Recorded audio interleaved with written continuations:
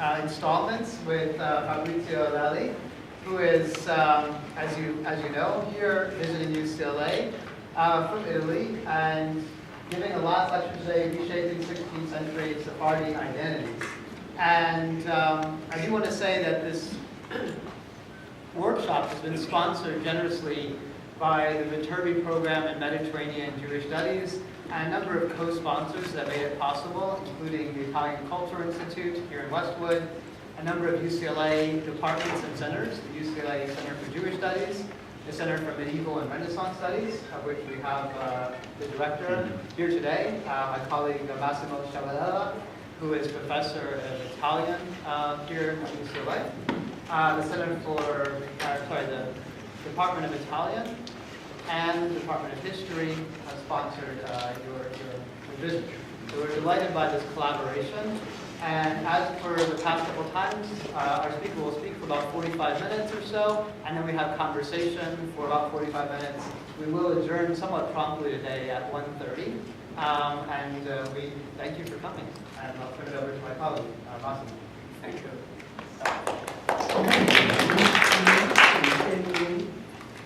How do you introduce someone who has been introduced twice before?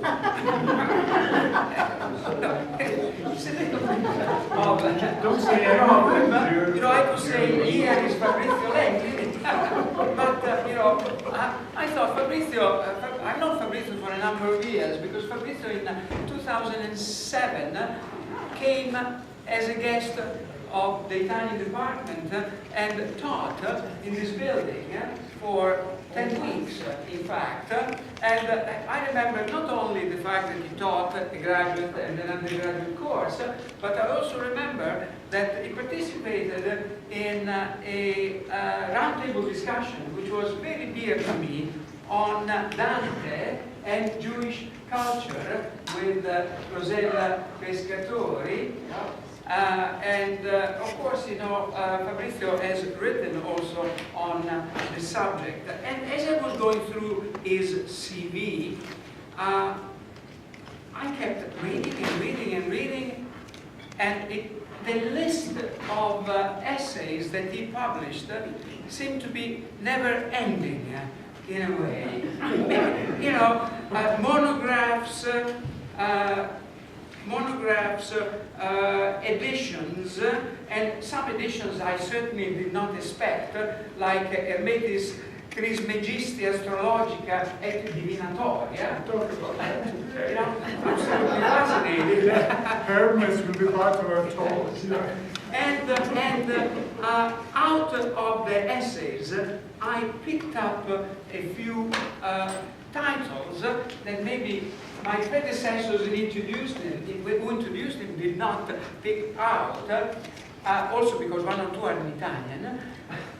One is, which I find very interesting, l'educazione ebraica nella seconda metà del 400, Jewish education in the second half of the 15th century, poetica e scienze naturali in Johann Alemanno.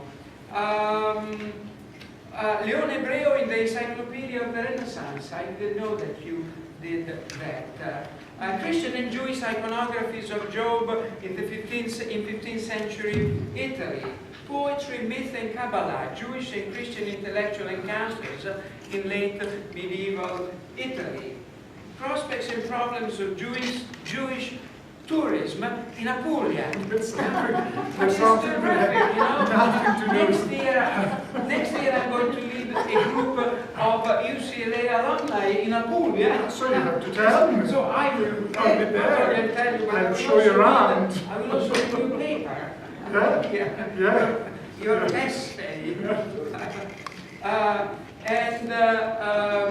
And translations. The translation of into Italian of Joseph Dunn, Kabbalah, a very short introduction, of Moshe Idel, Messianic Mysticism, of again Idel's Saturn Jews on the Witches' Sabbath and Sabbatarianism. Truly a remarkable CV. It's a great, great pleasure having you again. Thank you so much. So thank you for Massimo's nice words, which, well, I'm very grateful for. I have very good memories of my 2007 stay here in Los Angeles. And this is actually the reason why every time I'm invited, I'm very glad to come over, because it's a wonderful place to be. So, today we will try to sum up a little bit what we've been saying in the last two talks, and we'll move a little bit on, introducing you to some phenomena, to some aspects of this Southern Italian cultural legacy in Venice. We'll be dealing again with 2 or 3 figures whom we already found in our last talks. So just to clarify something before I begin, a friend of mine noticed that in the title of today's lecture, the word Gerushim appears and it's not translated. I wish to point out that Gerushim has nothing to do with divorce, with the Hebrew word for divorce here. It's just the plural of Gerush, which means expulsion. So in this case, I was just referring to the expulsions from southern Italy, which I already referred to last times, and I'm stressing that once more that the 2 major expulsions from southern Italy, the 2 last ones, took place in 1510 and in 1541. So that's what I was meaning here. So again, once more, we've said that most of these many Sephardic scholars who lived in southern Italy, particularly in Apulia, at a certain moment, because of these expulsion decrees, decided to leave or were forced to leave either to the Balkan area of the Adriatic Sea or to Venice, and this you already know. You already know as well that at the beginning of the 16th century, Venice didn't yet allow Jews to permanently settle in the capital city, whereas they could stay everywhere else. But for many reasons that I'm not going to deal with, but if you want, we may talk about that later on, although it's a very difficult subject. At a certain moment, a very small group of Ashkenazi Jews who had very good relationships with Italian Jewish banking families decided to ask the government, the Senate of the Republic of San Marco, to allow them to use an island which was not very central in the city of Venice and which was mostly abandoned, not really much populated until the time, as their permanent residence in Venice. The Republic allowed them to use the island on the condition that it should be closed at night time to prevent people from going back and forth from the island outside and back during night time.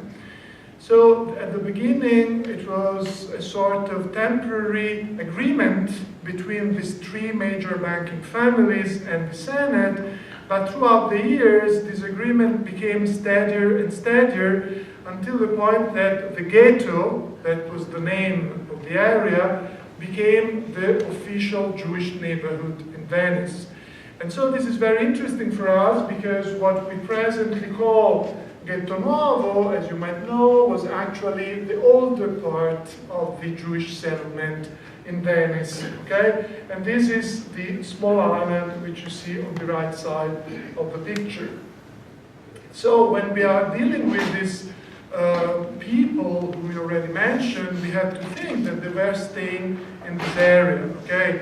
And in spite of their limitations, restrictions, they were relatively free to move around at daytime, of course. They could trade, and of course they could have many social and intellectual and cultural relationships with the non-Jewish majority. And you have to think, of course, that we are talking about Venice, where you, particularly at the beginning of the 16th century, you didn't have only a Catholic majority, let's say a Western Christian majority, but of course you had representatives of the Christian churches all over the Mediterranean world, mostly from the eastern side of the Mediterranean, and of course you have representatives, commercial representatives from all over the known world of the time, because as you may remember, Venice was a very important commercial center, hub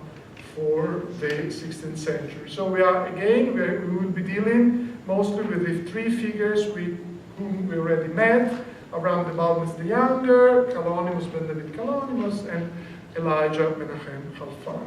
Now, I will start, today we'll be reading texts, okay? So far we'll be mostly considering manuscripts. Today we'll be reading texts, and we'll try to assess on the basis of these textual readings what was the weight, so to say, of the Sephardi experience of the previous century on the intellectual production of the people whom we are dealing with today. And we will start from our favorite Elijah Menachem Halfan. We already told yesterday that he was a Kabbalist, mostly known for his support to the messianic adventure of Shlomo Molcho, this major personality coming from Portugal that happened to be in Venice for a short time, and then before was in Rome, and then went to see the emperor. You already know the story. There is a moment, and we will discuss it later, in Halfan's intellectual production when something changes in his mind. And this is what we want to find out, because until a certain moment, he's just the representative of a very open-minded trend of thought which merges into the Venetian open intellectual contest Sephardi experiences with Ashkenazi experiences, what we said yesterday. And so, when we are dealing with this Kabbalistic thought, we find, as we were saying yesterday, we find elements issued from Sephardi traditions as well as from the German Ashkenazi tradition, for instance. According to a rather common habit in Italian Jewish society, Jewish rabbis were very eager at the end of the 15th and the beginning of the 16th century to share their Kabbalistic knowledge with non-Jews. There was a fashion. Italian humanists, for many reasons, and again we may discuss those reasons later on, for many reasons Italian humanists were very interested in reassessing the sources of Christianity also on the basis of Kabbalah, of the Jewish Kabbalah. I'm sorry again, somebody told me that you might not be familiar with the word Kabbalah, which is the Hebrew word for what I think in English would be Kabbalah, but I guess it's more or less the same, okay? I'm just using the Hebrew accent because I want to stress that we are dealing with the Jewish tradition, not the Christian one. In Italian language, you have a word Kabbalah, which has a slightly negative connotation, because when you say to plot a Kabbalah or to do something, it means to do something wrong, to do something hidden, to plot something against somebody else. And of course, this grounds in the assessment that everything related to Kabbalah is potentially negative, because it might be related to witchcraft, to something, to sorcery, to something not really clear. But here we'll be referring to the Jewish Kabbalah. So this is what Halfan says in a very interesting treatise which I recently published and which is kept in a copy handwritten by Halfan himself. This manuscript is now kept at the Jewish Theological Seminary in New York. And this is a letter in Igeret, an epistle of the transmission of Kabbalistic knowledge. Let's say, in a very brief way, concise way, that this was a major genre, a literary genre within the Italian Jewish milieu. The genre of the Igerot, the letters that were not just means of communication of on everyday matters, on daily life, but could include the revelation of secret matters, okay? Something that generally should not be revealed in writing, okay? So one of the major concerns of those authors was to be able to write about those secret matters, because sometimes they lived in very small communities and they didn't have an interlocutor to deal with those matters, so the only way for them to deal with those matters was to write. And so they had to find out a way, and so they were including those matters in letters, okay? So they were starting just like regular letters. I haven't heard of you for a very long time, I'd like to know how you are, how you feel, and so on and so forth, but now let's come to the major problem. And in this case, the major problem, the major issue, is how Kabbalah has been handed down from generation to generation, which of course is the basis of Kabbalah, because you might be familiar with the root, the Hebrew root of Kabbalah, which is the root of the verb likabel, which means to receive, to accept. And so Kabbalah means, besides the discipline, besides this hidden discipline, Kabbalah, for its own sake, just means reception, something that is received. And so something that passes down from generation to generation. So the idea that Halfan has in mind is to describe how possibly this secret doctrine was handed down from generation to generation, particularly after the destruction of the Temple of Jerusalem. Because the problem was that after the destruction of the Temple of Jerusalem, the second destruction in 70 of the Common Era, the diaspora of the Jews took place, and so they were no longer, according to him, that's what he says, but it was a very much circulated tradition. The idea was that they were no longer rabbis, masters, able to deal with this secret doctrine. Okay? So how possibly this doctrine could have been handed down if they were no longer talented masters? All the more so, he says, especially after the rise of the sect of Luther. This is the first, to the best of my knowledge at least, this is the first quote, the first time that a Jewish rabbi quotes the name of Luther. It's really a very short time after the manifestation, let's say so, of Luther in the Italian environment.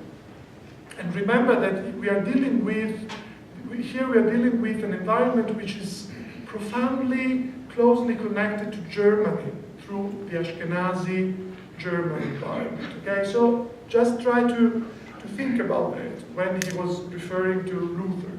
Especially after the rise of the sect of Luther, many of the nobles and scholars of the land of Italy, meaning the non-Jewish scholars, sought to obtain a thorough knowledge of this glorious science. And of course he refers to Kabbalah. They have exhausted themselves in this search, because among our people there are but a small number of men expert in this science. And of course, what he wants to say that he's one of those men. Of course, he's a very renowned Kabbalist.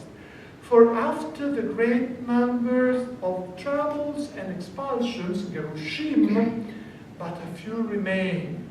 Okay? So he's dealing with the ancient Gerushim, the ancient expulsions, those that triggered the major diaspora movements all around the Mediterranean and Europe. But in my opinion, if we think of his background, let's think that his father came from southern Italy, his ancestors came from France, and on his mother's side, they came from Spain and southern France. So all of his family came from different Gerushim, because all of his ancestors somehow had been forced to leave their original country. So when he's talking about so many Gerushim, he's probably meaning all the Gerushim that took place in his family as well. Okay? So, because after the great number of troubles and expulsion, but a few wise men remain. Thus, and this is very interesting, 7 learned men grasp a Jewish man by the hem of his garment and say, "Be our master in the science."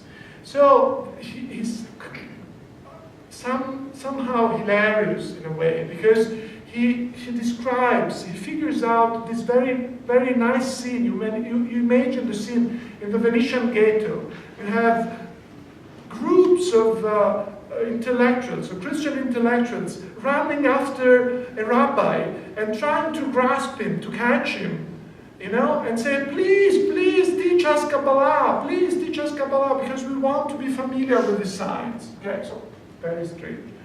But this was probably what was going on in Venice in the period. Okay, and this is very interesting, because this is the self-perception of a person who probably experienced himself, as we will see when we will talk about Pietro Aretino's connection with Halfan, which we already mentioned yesterday.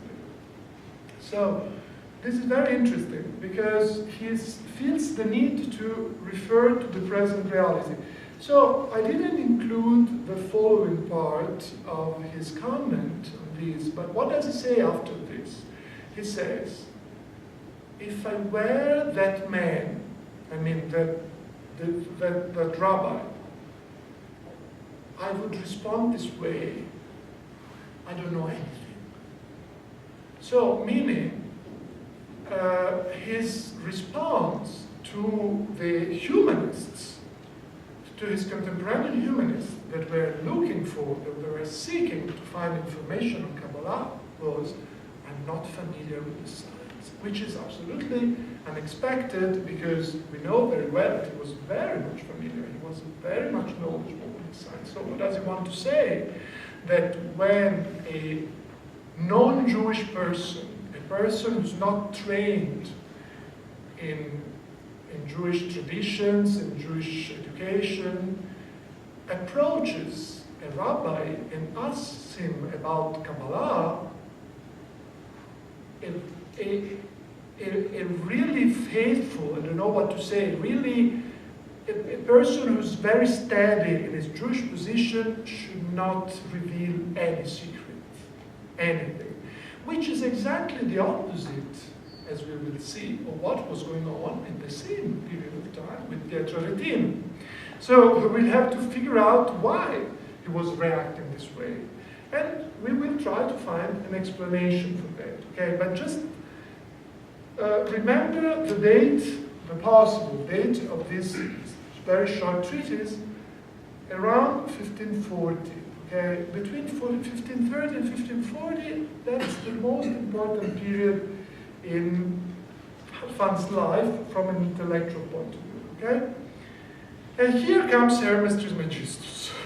So Massimo quoted an article of mine, an edition, I guess, of the Hermetic texts, and I also have an article which was published for University of Pennsylvania Press more recently, on the transmission of Hermetic texts through Judaism and through the Hebrew tradition, the Hebrew literature. Why am I referring to Hermes Trismegistus? Because there was the same humanists who wanted to be knowledgeable about Kabbalah, believed that Kabbalah was somehow related to a transmission of knowledge that had passed through people, legendary figures of the ancient times like Hermes Trismegistus. Okay? They thought that there were people who had originally lived somehow in the Near East, and they had been very important in the transmission of secrets. So from a non-Jewish point of view, Kabbalah was but a part and parcel of this major secret knowledge that had been handed down by many different figures, among whom Hermes Trismegistus was one of the most important. Okay? So there were many figures, like the Kabbalists, and Hermes Trismegistus could be thought of as a Kabbalist somehow. And this is very important to understand what was going on in that period. Now, another thing which I want to refer you to, and this is the reason why I will be showing you some art, is a major phenomenon which depended also on this major circulation of Jewish culture among humanists. Humanists started being interested in Jewish traditions because, of course, as it might be expected, they wanted to read the Bible. They wanted to read the Hebrew Bible. They wanted to find what they were calling the Hebrew truth, Hebraica veritas, the Hebrew truth underlying the text. Okay? And the only way to do that was by thorough study of Hebrew, of the Hebrew language. But as soon as they realized that by knowing Hebrew, they could approach also the secret doctrines of the Jews, meaning Kabbalah, they started to ask their Jewish teachers to teach them both Hebrew grammar to read the Bible and Kabbalah. Okay? And they were putting the things together, and what did they create? They created a sort of different science, which was very popular at the beginning of the 16th century, which would later become the Christian Kabbalah, which is exactly the origin of what in Italian is Kabbalah, okay? Which is not Kabbalah, it's Kabbalah, with different accent, okay? And the foundation of this discipline was that by knowing the Hebrew language, so by knowing Hebrew grammar, a man, a scholar, will be entitled to access the secrets of divine creation. Meaning, from now on, you are going to learn Hebrew grammar not for the sake of it or just for reading the Bible, as we would do nowadays. You know, you learn the language and you start by learning the grammar of the language. No, they were learning the grammar in order to decipher, to make out the mysteries of divine creation, which of course is a theory which is a rationale, a foundation of Jewish Kabbalah. Okay, that the language, that Hebrew language, allows those who know it thoroughly to understand the mysteries of divine creation. Okay, and in order to do so, a knowledgeable scholar should first and foremost know the Hebrew alphabet.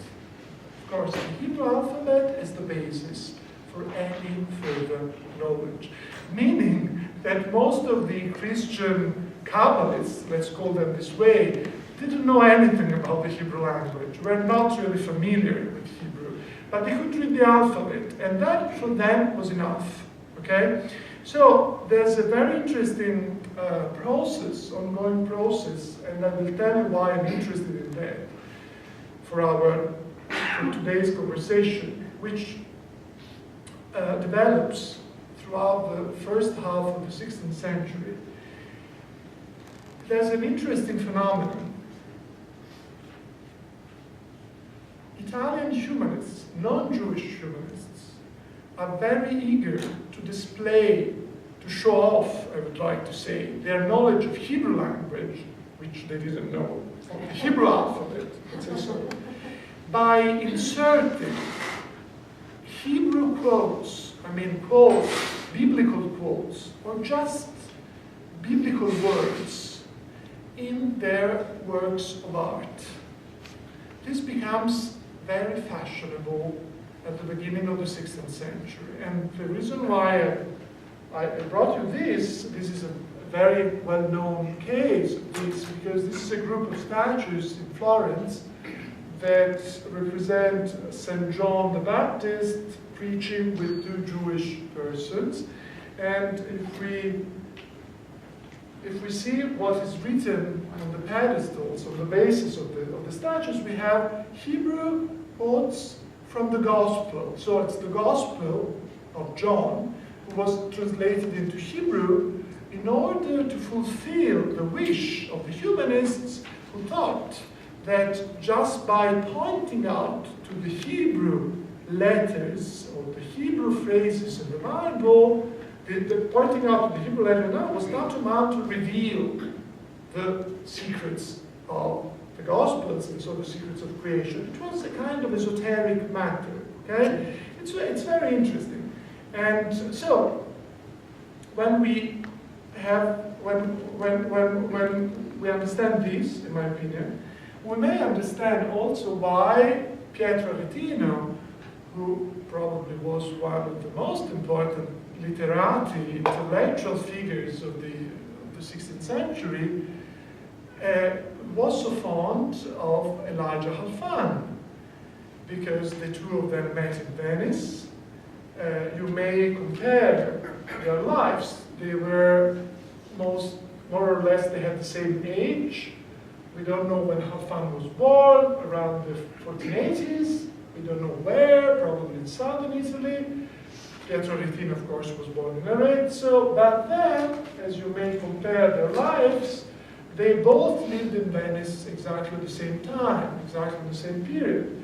And they had a common friend, a very good common friend, was this Francesco Zorzi. We will talk later about this Francesco Zorzi, who was a Franciscan, a very knowledgeable Franciscan friar, belonging to one of the most aristocrat families in Venice, who wrote several Kabbalistic treatises. And he paved the way, so to say, to the real Christian Kabbalah in the 16th century.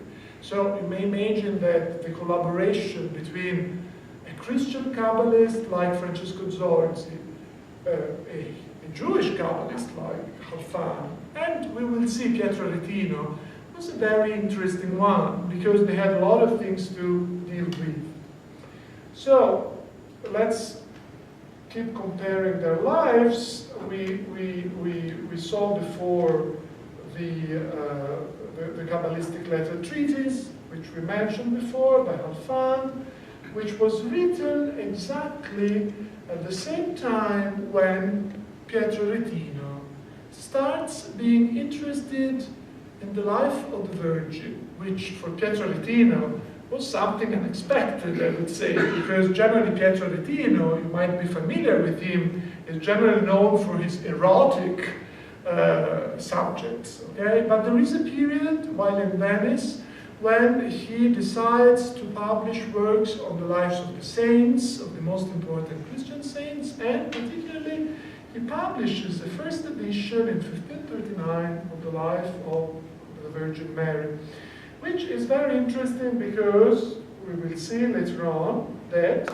in 1542, as we have mentioned yesterday, Pietro Aretino writes a letter to Halfan. And what does he say in the letter?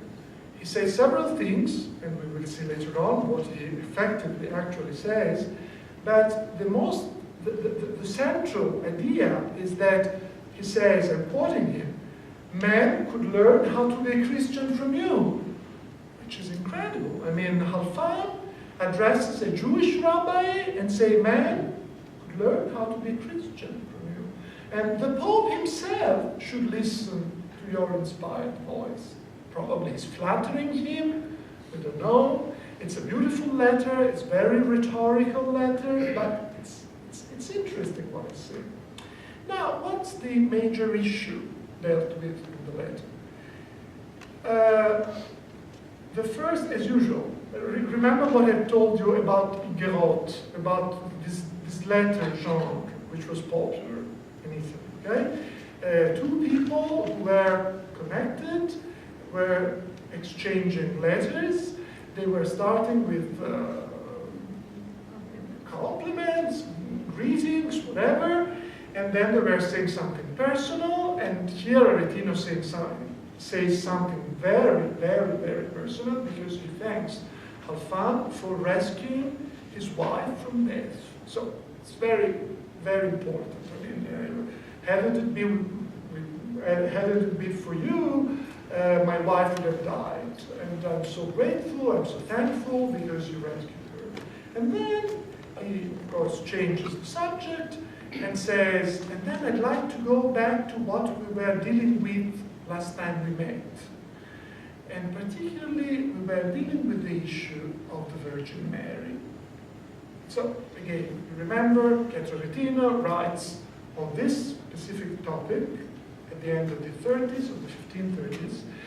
And you know that in Venice, particularly in Venice, all over Italy, but particularly in Venice, even before the Council of Trent, which amplified, so to say, the worship of the Virgin Mary in the Catholic countries, but even before that, in Venice there was a special tradition, particularly in art, to worship Mary and to set Mary in a biblical context, in an Old Testamentary context. So, seeing Mary as related, as it should be according to the Christian tradition, to female figures, I mean to heroines of the Old Testament.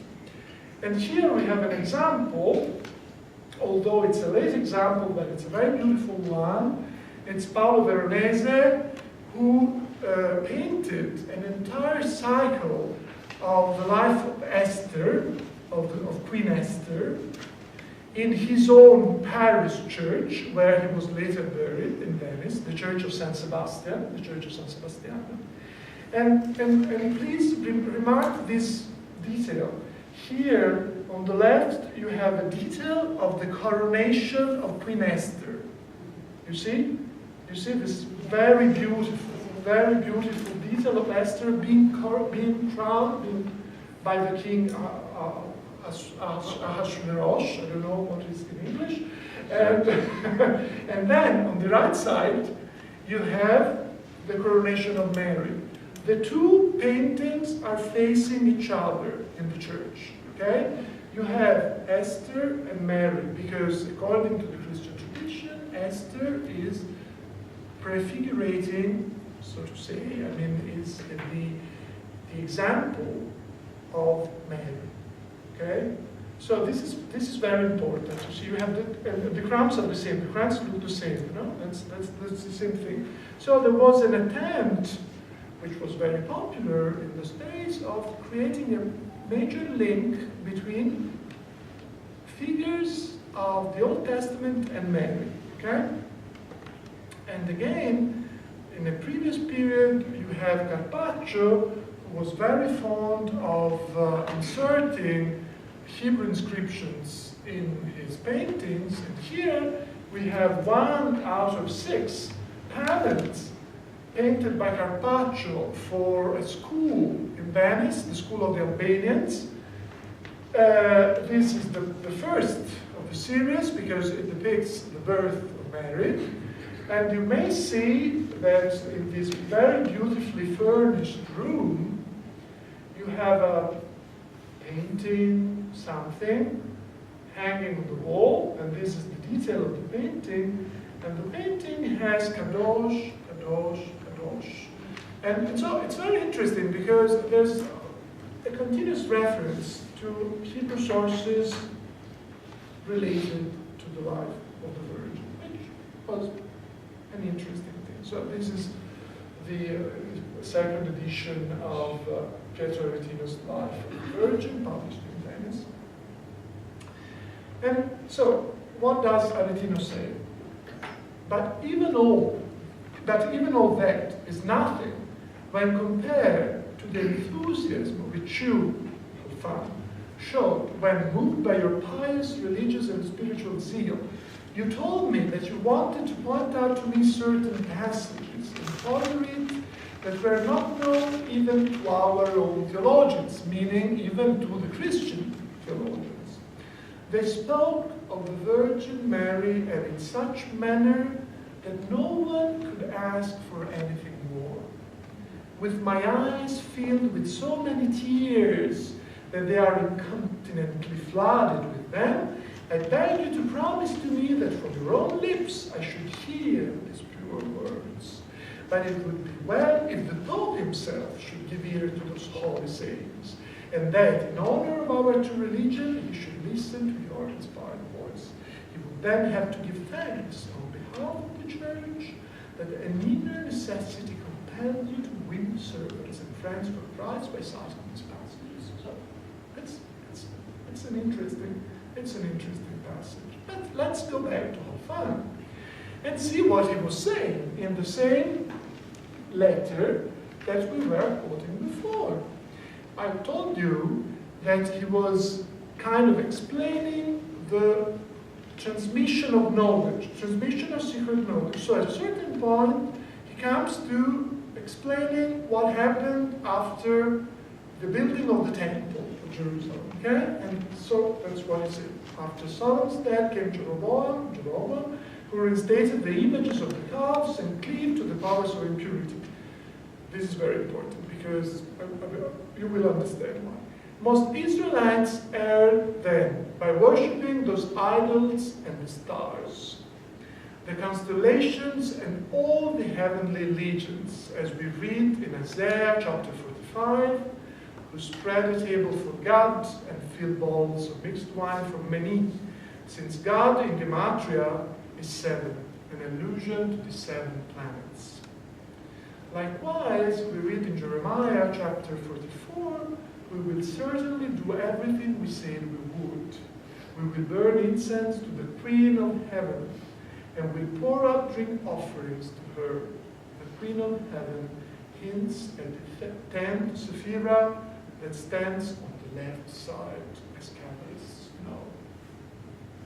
I don't know what you understand from this passage, but the idea is that the reason why in certain periods of Jewish history, the reason why Jewish rabbis, let's say Jewish scholars, deviate, tend to do not really understand the real mysteries hidden in Kabbalah, is because those people tend to follow the non-Jewish traditions. So there is a sort of contamination which is triggered by the environment. Okay? And this was a very popular assessment in the Sephardi milieu at the end of the 15th century. Okay? And this, as I told you yesterday, was also a major charge by the Italian Jewish communities against the Sephardi Jewish communities. Because the Italians were telling their Spanish co-religionists that they had erred by following in the footsteps of the Christians. Okay? So it's very interesting because we have a reference here to the Bible, of course, and to worshipping stars and constellations, which of course was one of the major flaws, one of the major mistakes described by the prophets that led to the destruction of the first temple, okay, and the Babylonian exile. You may remember that from the Bible, okay? And now what Halfan says is that he is living in the same situation.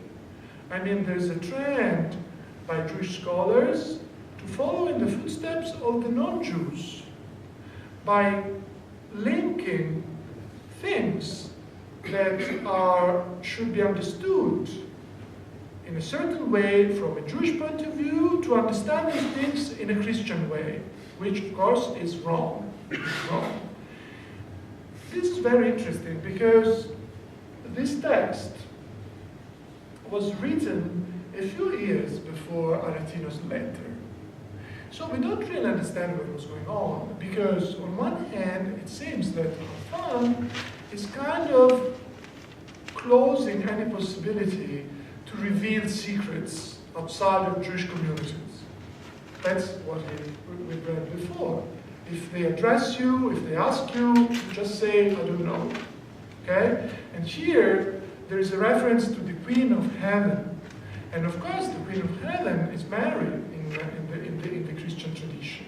So, and the 10th Sephira, Malkut, is a reference to Mary, according to the Christian Kabbalists, which was a major debate in the Venetian environment in those days. So it's very interesting, because we have here Halfan, who's kind of saying, be careful, because what happened in the past may happen again.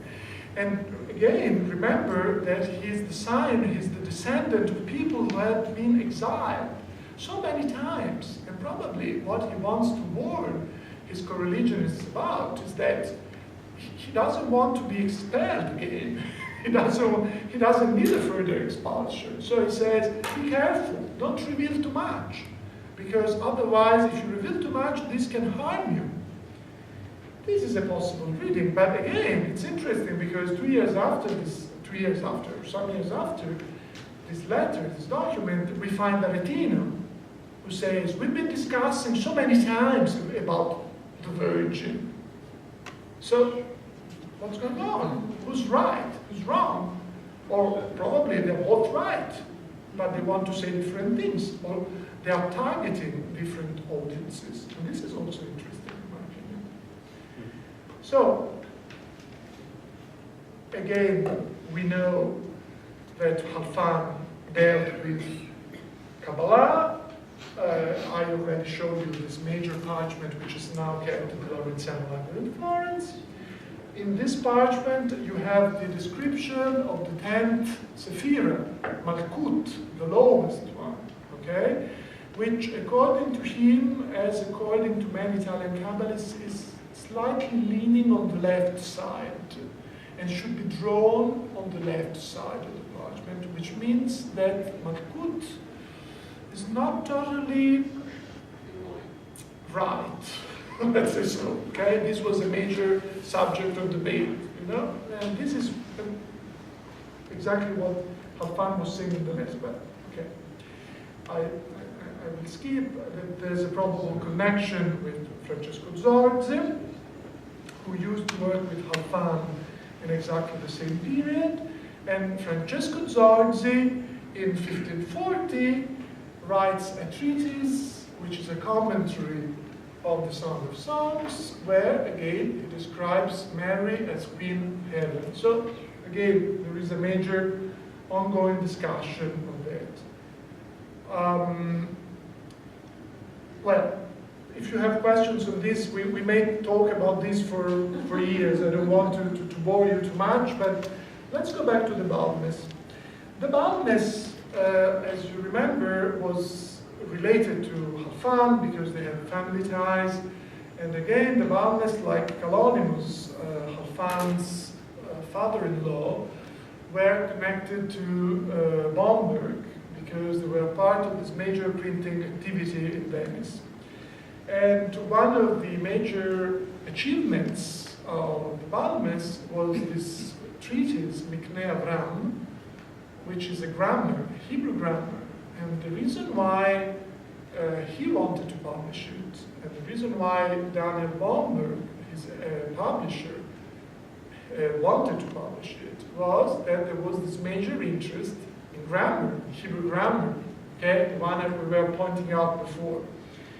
And this was printed in 1523, and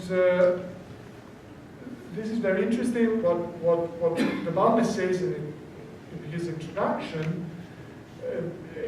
I will skip on that because it's kind of complicated, but the reason why he decides to publish this is that there's this major interest in Hebrew, which is something that he wants to deal with because he thinks that the Christian people should be able to read Hebrew.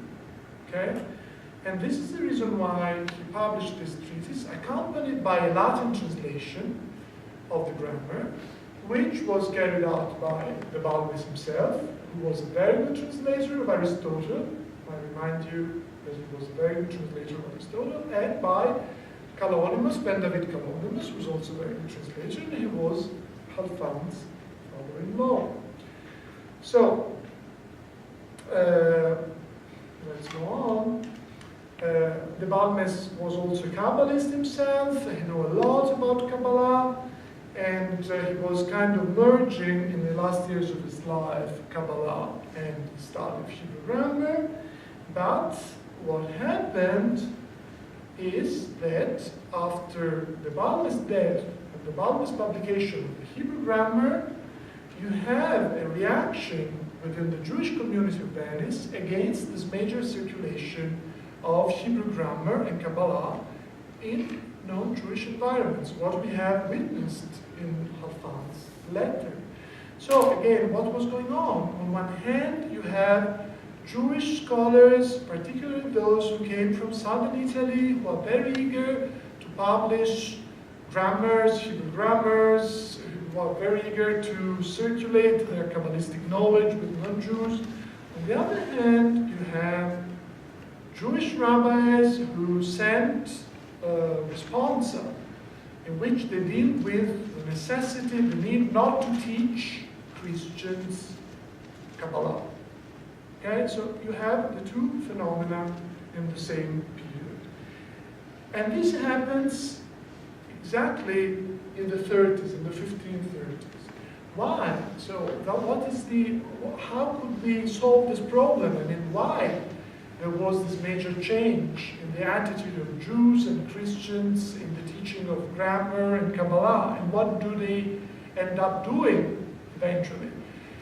The Venetian Jewish rabbis, particularly those who came from southern Italy, decide that the good thing to do is to teach Christians the Hebrew grammar, but just that, and just for the sake of the reading of the Bible.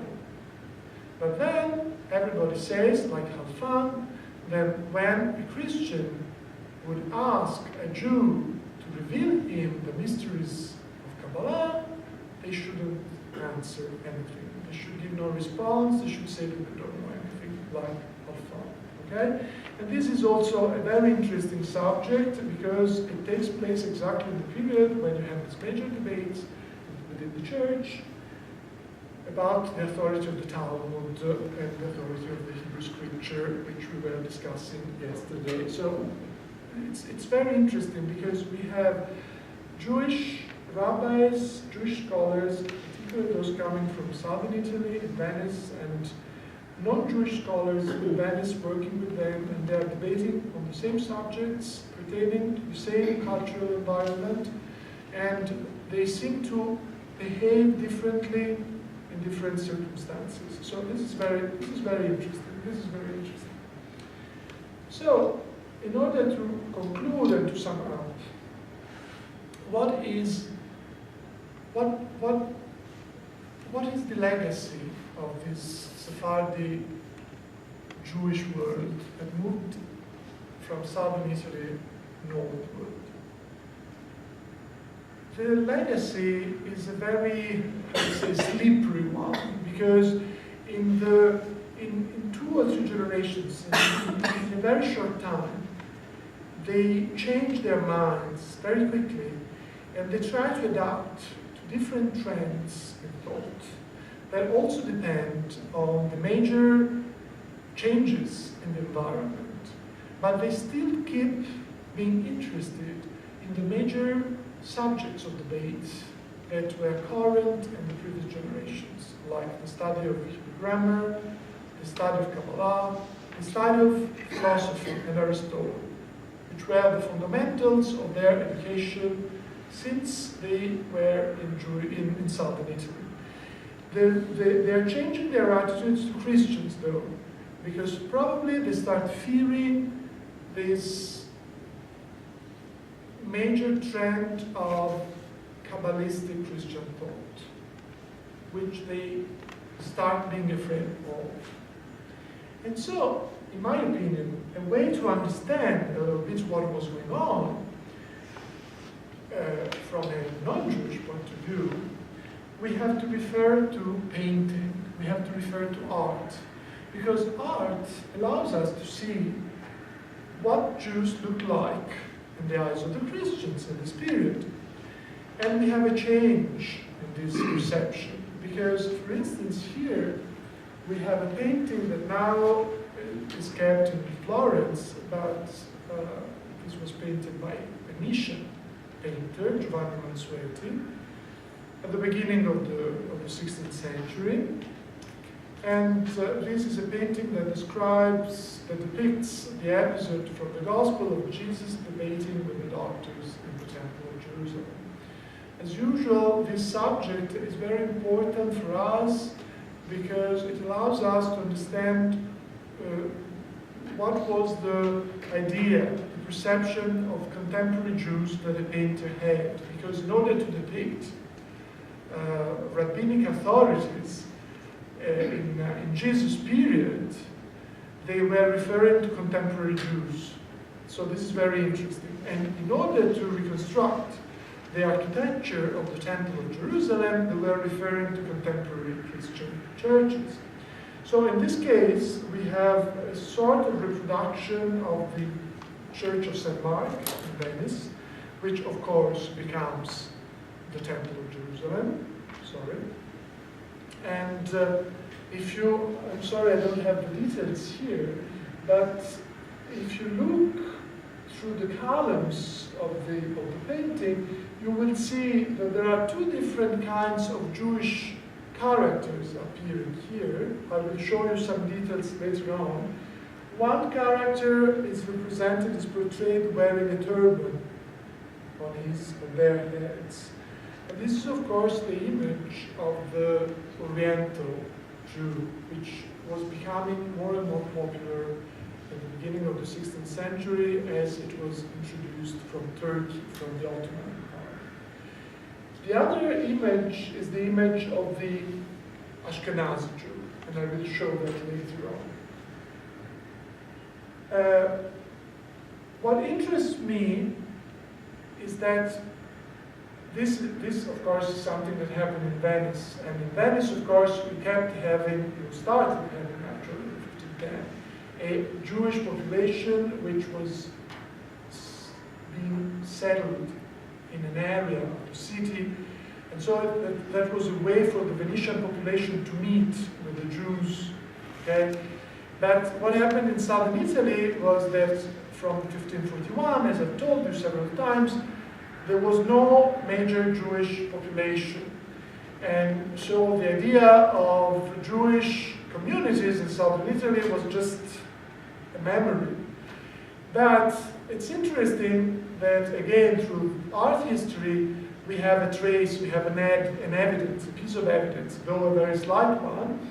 This is kept in the Royal Palace of Naples, which is a building, the present building, that dates to the beginning of the 17th century. So it's a period after the Jewish expulsions. And what do we have here? We have detail, a frame in the ceiling of the ambassador's hall that depicts the expulsion of the Jews from Spain in 1492. And the idea is that those Jews who were expelled from Spain came to Naples. But probably for the painter, who was a Neapolitan painter and who was very old when he painted this painting, he might have remembered Jews who left from Naples forever in 1541. Maybe, we don't know. So, if we concentrate on the detail of the painting, the Jew who's been pushed out of the city is an Oriental Jew. He's wearing a turban. So he's probably a Turkish, an Ottoman Jew, which is a little bit anachronistic, of course, but it's interesting to see that. You may see other examples of these Jewish guys appearing in the second half of the 16th century. Okay? You see, this is also a very common representation of the Oriental Jew, which was very popular in the 16th century. But in another hall of the same building, we have another Jewish guy. And now, if we compare the Jewish guys who appear in the Venetian painting, we find them both. We have the Jews with a turban and the Jews with their beard and wearing a tallit on their heads, and that is the depiction of the Ashkenazi.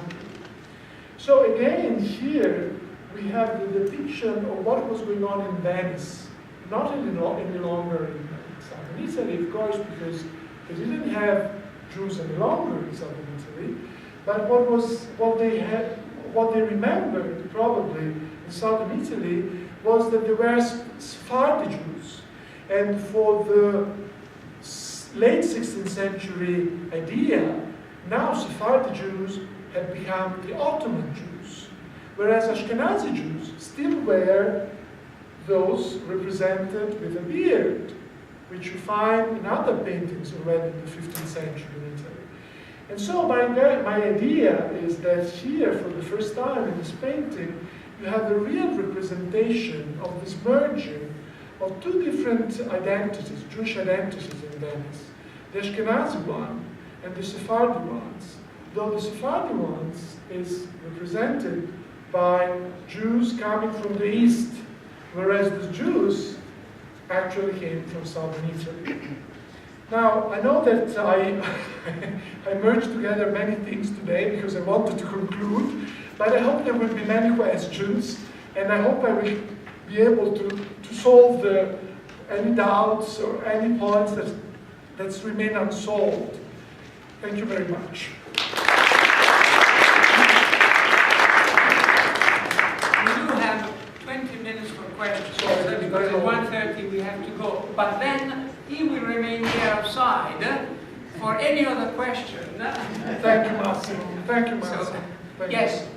Yeah, so is there a systematic difference between the approach of the Ashkenazi scholars and Sephardic scholars around these issues of teaching Hebrew Christians and Kabbalah? So I'm thinking, for example, Eliyahu Bachor, the Ashkenazi, publishes in 1518 a similar text to what Robert published in 1523, a Hebrew grammar for Christians, and also taught Kabbalah to Christians. So, see an exception, or were there similarities, differences?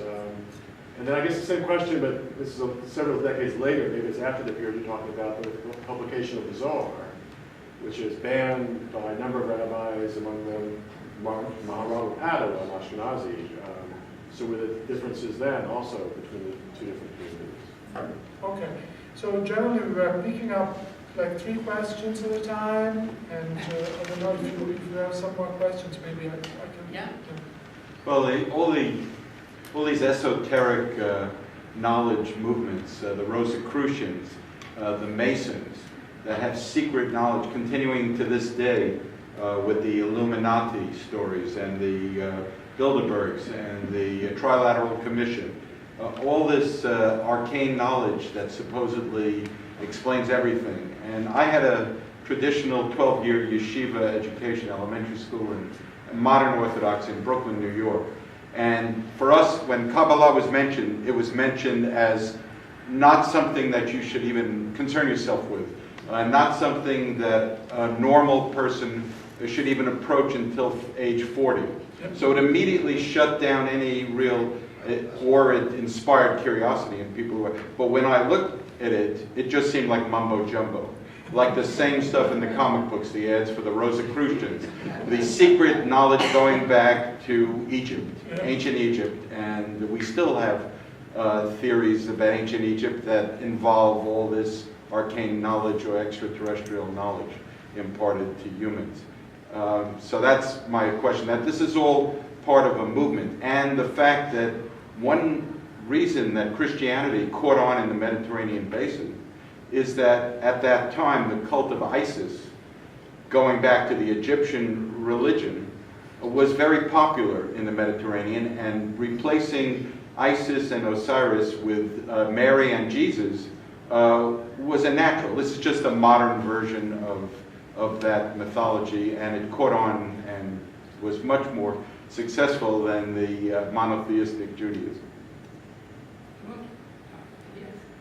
Yes. Sorry, maybe I didn't grasp the understanding and you enunciated, but how does Kabbalah reflect in the Christian religion or something that I didn't hear? No, that's a very complicated issue. Yeah.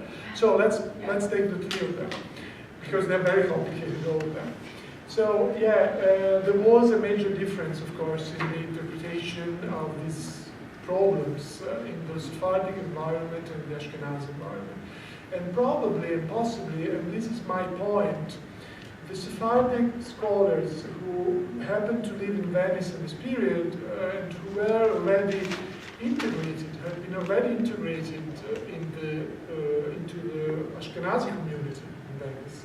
Because this is what we explained yesterday and the other time, that this Halfan, particularly yesterday, that is this Halfan family, though they had a Sephardic background, they easily integrated in the Ashkenazi milieu in Venice. They kept following in the footsteps of the Sephardic idea of trying not to disclose the secrets to non-Jews, whereas they were pretty much knowledgeable of the fact that people like Elijah Levita, was teaching Christians Kabbalah or Hebrew grammar or whatever. I think they were playing it in a way because they had to demonstrate that they were very strict, but on the other hand, there was this ongoing tradition in Italy of major dialogue between non-Jews and Jews, particularly in cities like Florence, Venice, Rome.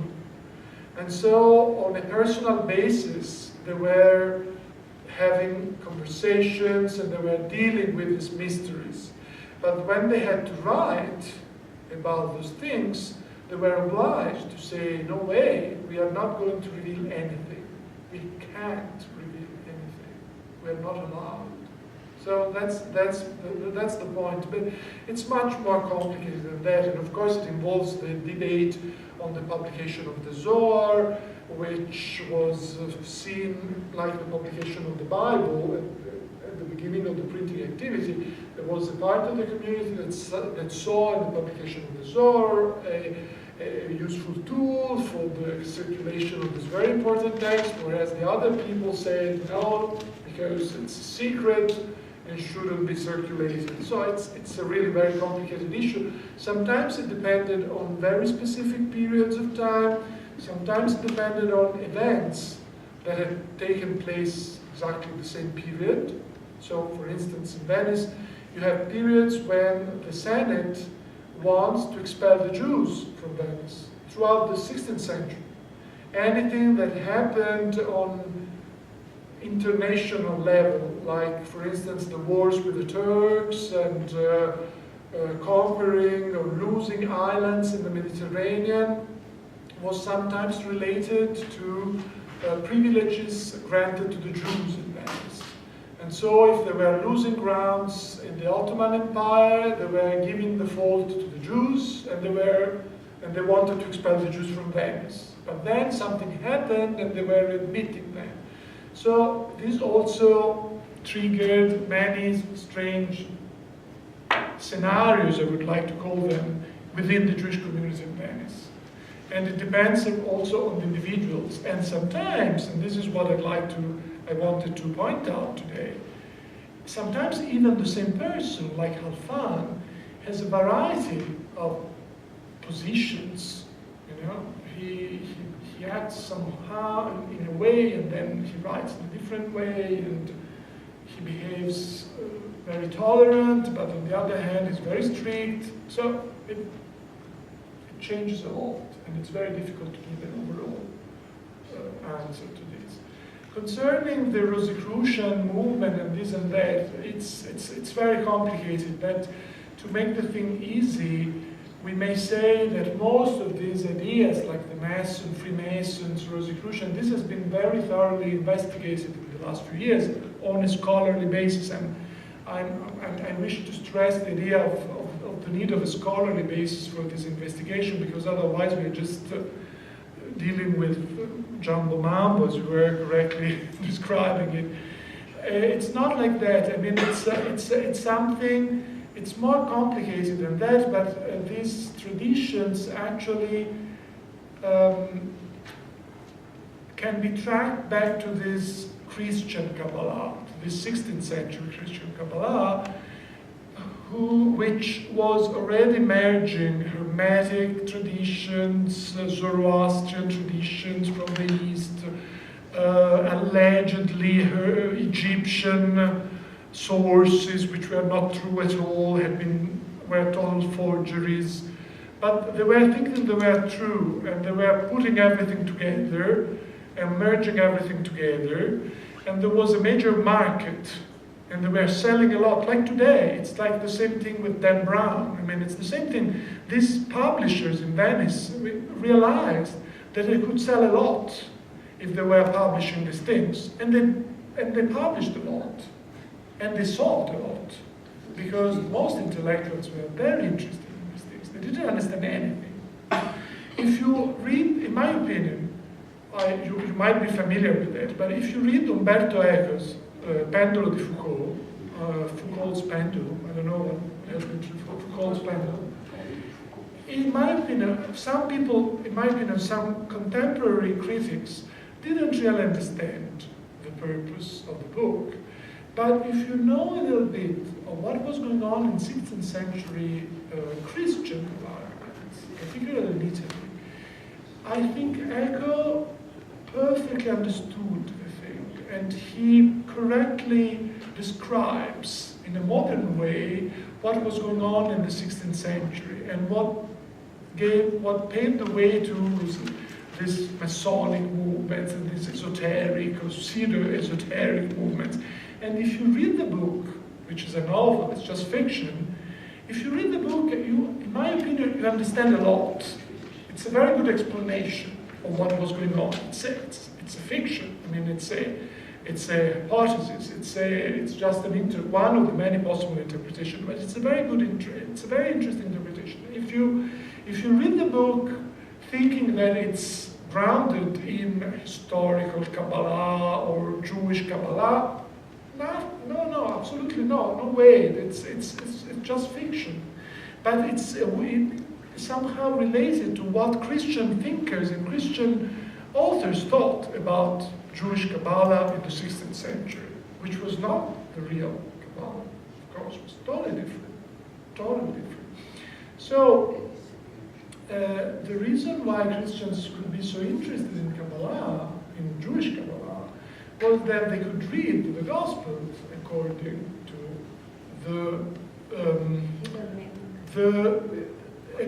to the strategies, to the Kabbalistic strategies of interpretation of the text.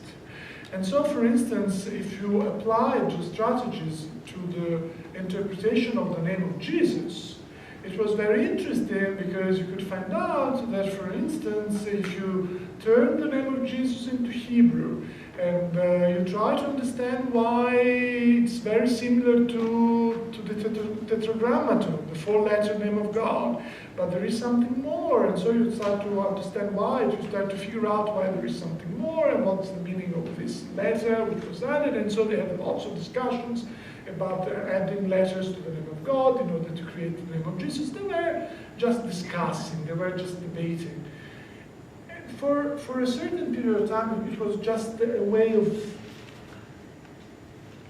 thinking, creating a new way of thinking, which was very interesting. And it's very difficult to deal with this now, but it somehow created and opened up new ways of thinking, of speculating, which were the modern European speculation.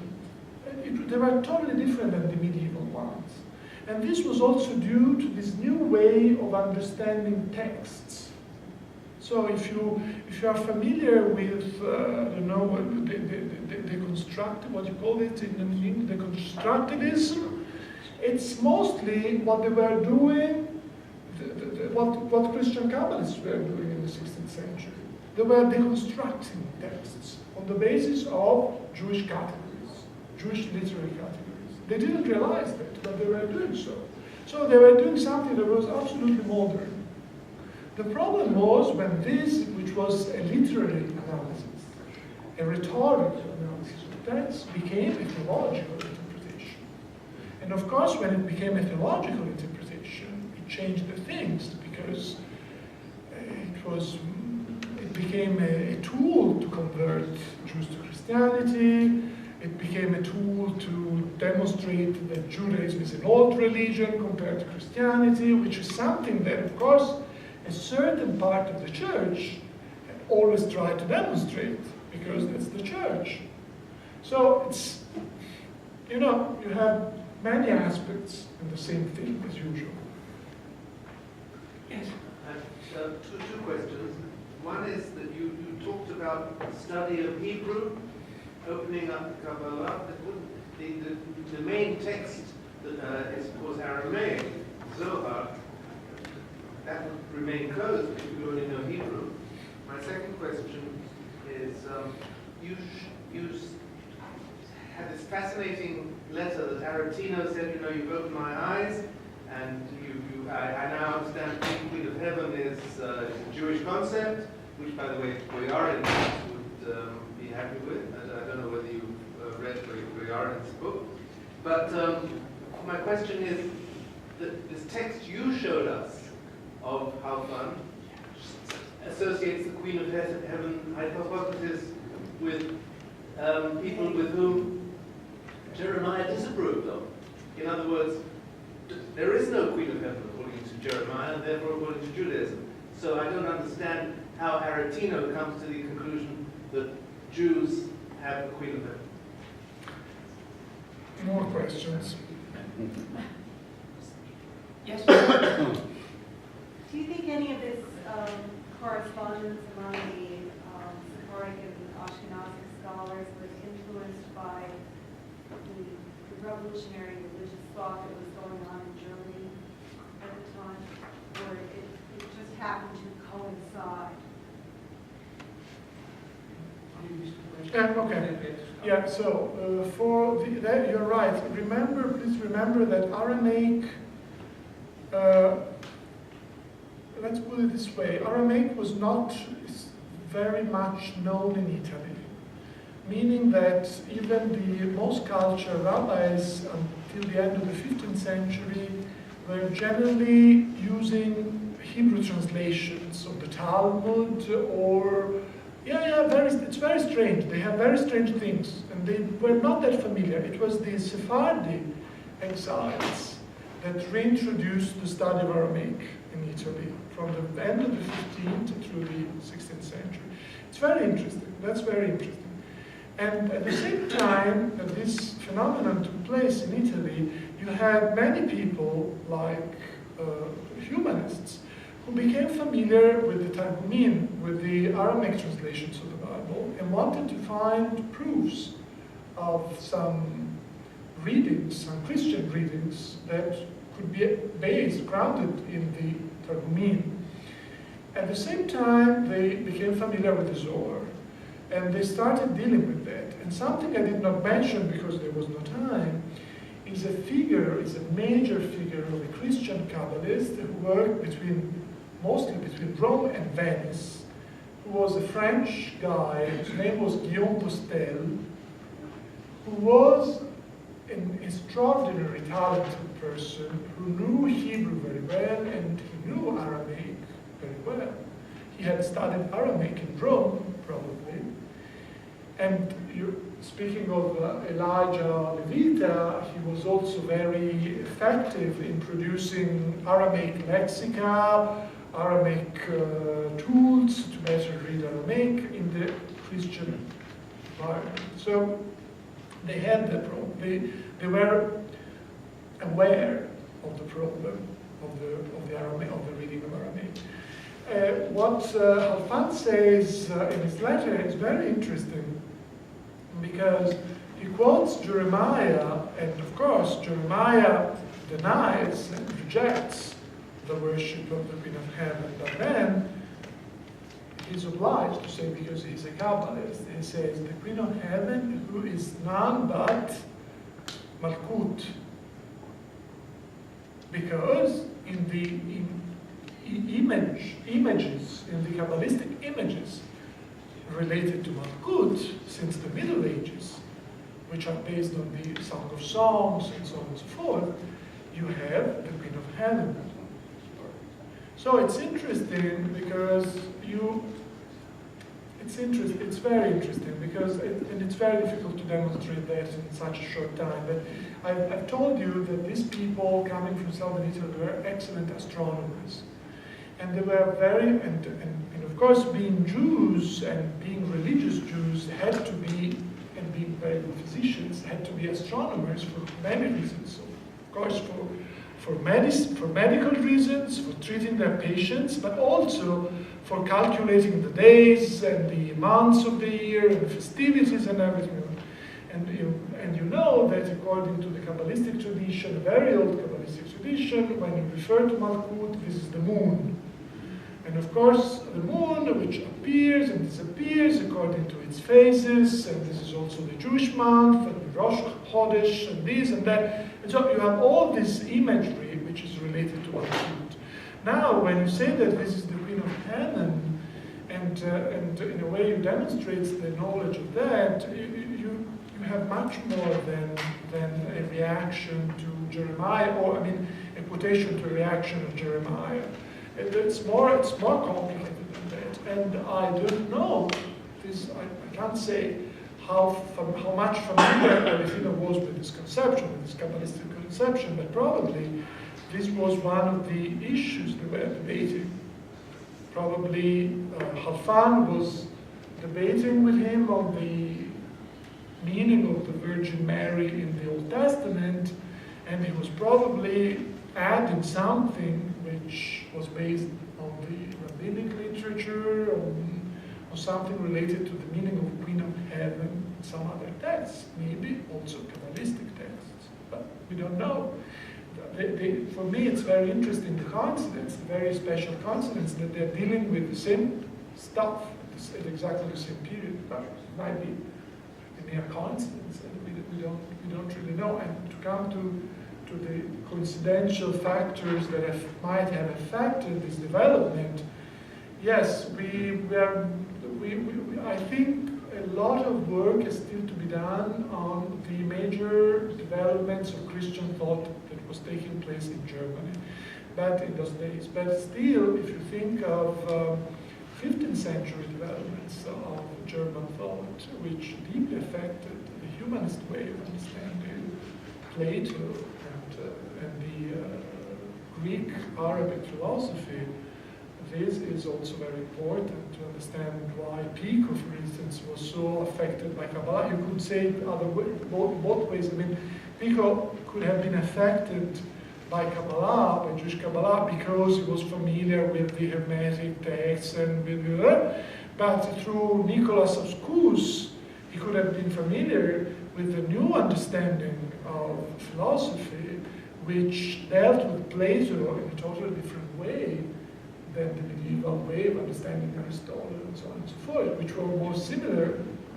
somehow to the Jewish understanding of Plato. So it's really very complicated, and my idea is that when you deal with the Renaissance period, it's really very complicated, because you have so many things that joined together, that merged together at the very same time. And you don't really know how much information people had, because all of a sudden you find out that there was a translation of a text available to humanists from Hebrew to Latin, but because you find by chance a manuscript, a copy of the translation, otherwise you don't really know what they mean. And this is very interesting, of course, and this is the reason why we are here, I think, because we'd like to know more and more about this environment, and the only thing we know is that this affected heavily the new speculation of modern Europe, because exactly in the same generation you have so many changes in the way of understanding reality, in the way of understanding classical tradition, in the way of understanding art, in the way of understanding everything. And we are still nowadays relying on this understanding of the world, which is totally different than the medieval understanding of the world, which was still popular in the 15th century. So what I'm trying to do myself, I mean, like many other scholars, I guess, is trying to understand what caused the change, what triggered, what were the factors that affected these major changes. And I'm trying to find them in the Jewish tradition, but they could be found in any other traditions that was popular in those days. Will you join me in thanking